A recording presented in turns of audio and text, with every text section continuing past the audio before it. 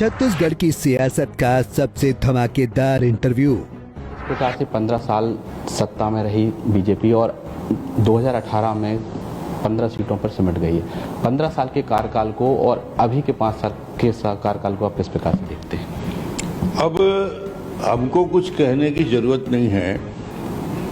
छत्तीसगढ़ की जनता समीक्षा कर रही है और तुलना भी कर रही है कि अब ये 5 साल यदि भूपेश बघेल के गिना जाए, 1 किलोमीटर भी नई सड़क नहीं बनाया है, एक भी स्कूल नहीं खोले, पुराने स्कूल को रंग पोतन करके और स्वामी आत्मानंद स्कूल के नाम से उन्होंने प्रोजेक्ट किया है, मगर नए school primary middle high school ना खोले गए और ना उनकी स्थिति थी कि उसको खोला जा सके।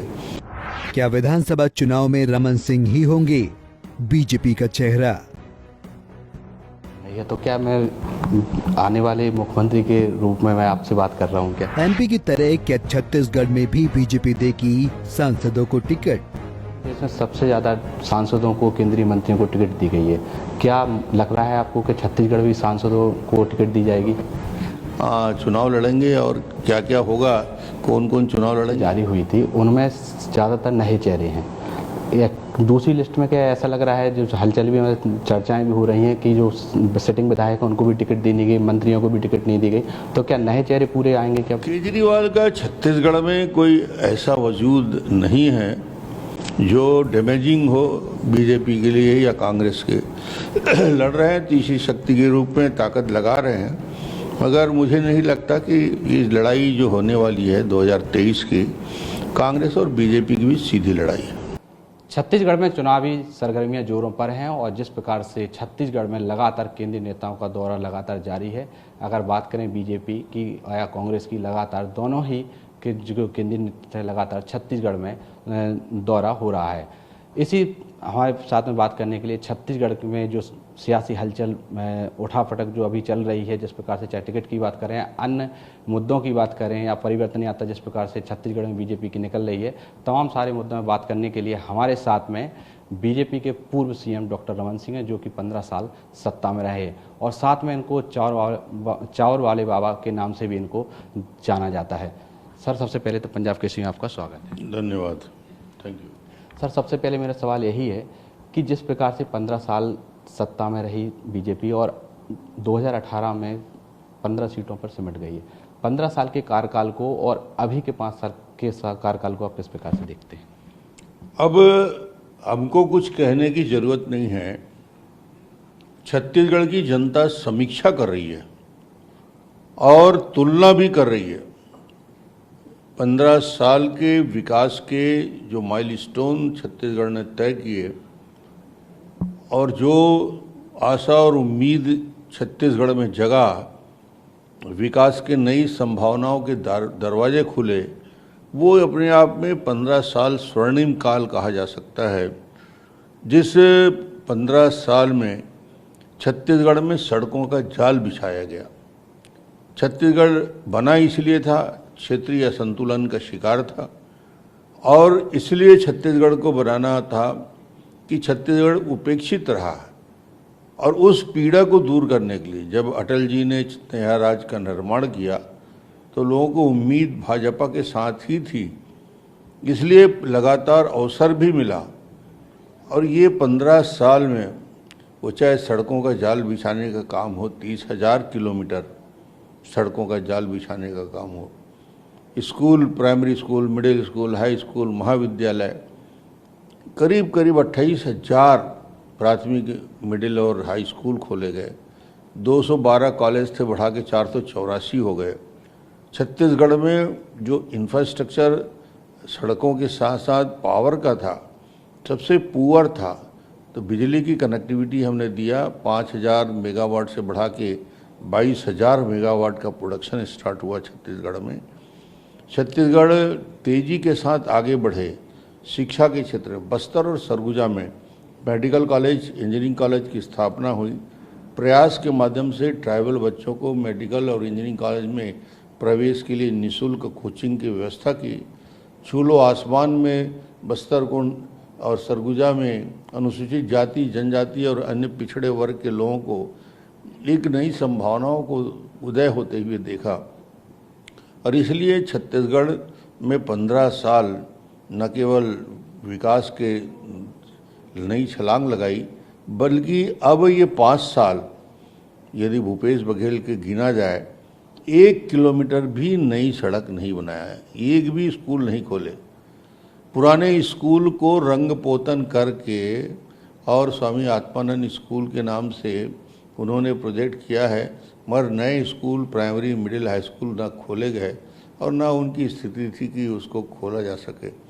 सड़कों की हालत ये है कि जो 30,000 किलोमीटर 28,000 किलोमीटर सड़कें बनी हैं उसमें गड्ढे ही गड्ढे हो गए हैं। उसके एनुअल रिपेयर के पैसे जिस सरकार के पास नहीं हैं, ये स्थिति पूरे छत्तीसगढ़ के हर क्षेत्र में, पंचायत के सारे काम बंद हैं।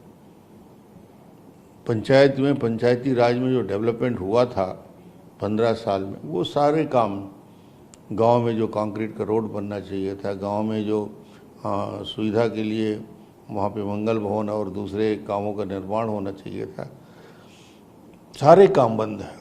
तो आज छत्तीसगढ़ में ये स्थिति बनी हुई है कि अब लोग उस 15 साल के स्वर्णिम काल को याद कर रहे हैं और विकास के उस ऊंचाई पे पहुंचने के लिए एक बार ये दौर शुरू हो गया है। परिवर्तन यात्रा के बाद ये तय हो चुका है कि छत्तीसगढ़ में भूपेश बघेल सरकार का जाने का वक्त आ गया है। जो रिस्पांस मिल रहा है बस्तर से सरगुजा तक, जिस प्रकार लोग बड़ी संख्या में विकास यात्रा के स्वागत के लिए खड़े रहते हैं, तो ये अपने आप में लग रहा है कि लोगों के मन में परिवर्तन की ललक है और आने वाले चुनाव में भारतीय जनता पार्टी की छत्तीसगढ़ में पूर्ण बहुमत की सरकार बनाएगी। जिस प्रकार से आप कह रहे हैं पूर्ण बहुमत की सरकार बन रही है, तो क्या मैं आने वाले मुख्यमंत्री के रूप में मैं आपसे बात कर रहा हूँ क्या?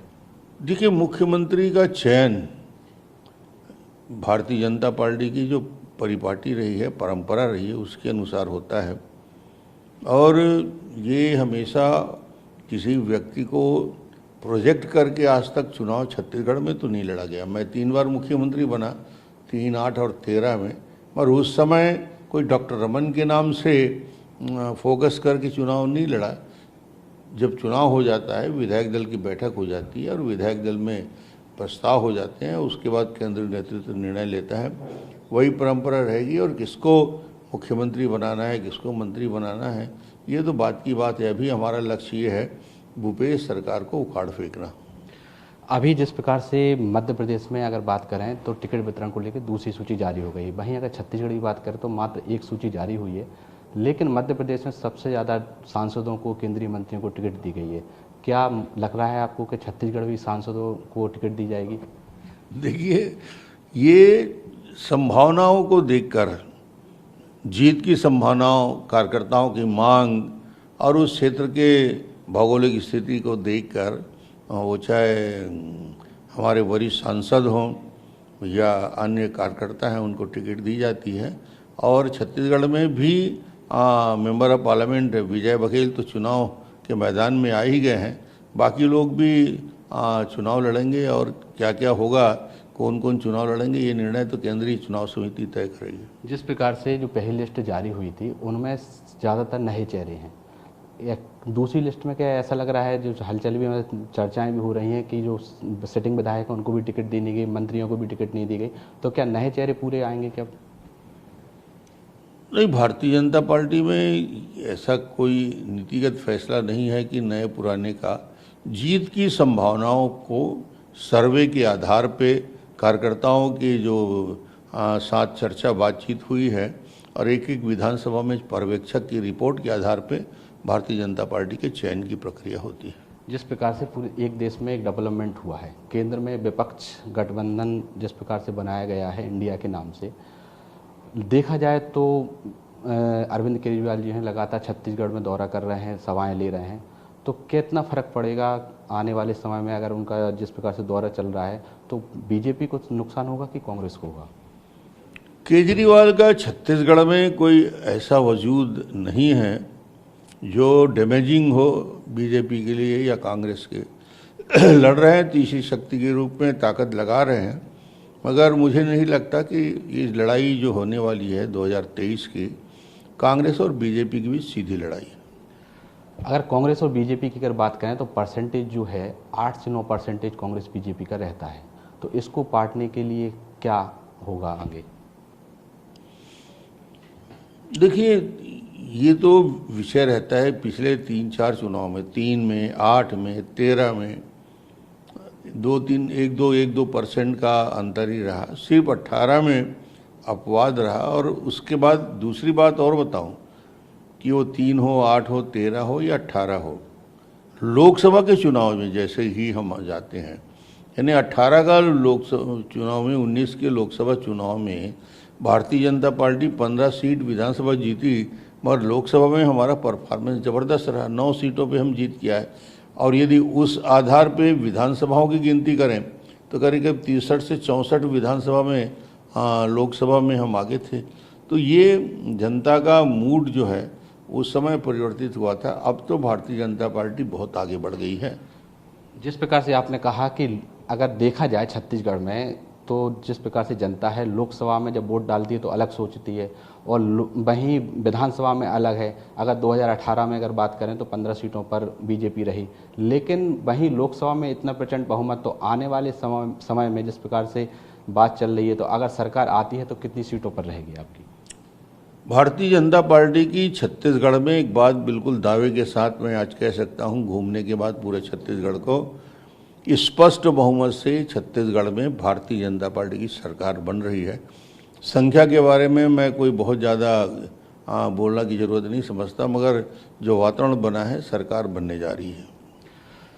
ये थे हमारे साथ में पूर्व सीएम डॉक्टर रमन सिंह ने साफ तौर पे कहा है कि छत्तीसगढ़ में पूर्ण बहुमत से बीजेपी की सरकार बनने जा रही है। जिस प्रकार से छत्तीसगढ़ में जो भ्रष्टाचार और जिस प्रकार से जो नीति लाई जा रही हैं वो बिल्कुल किसान सबके विरुद्ध हैं, और उसी को देखते हुए अब जिस प्रकार से परिवर्तन जो यात्रा है, वो लहर चली है, वो बीजेपी के पक्ष में ही जाएगी।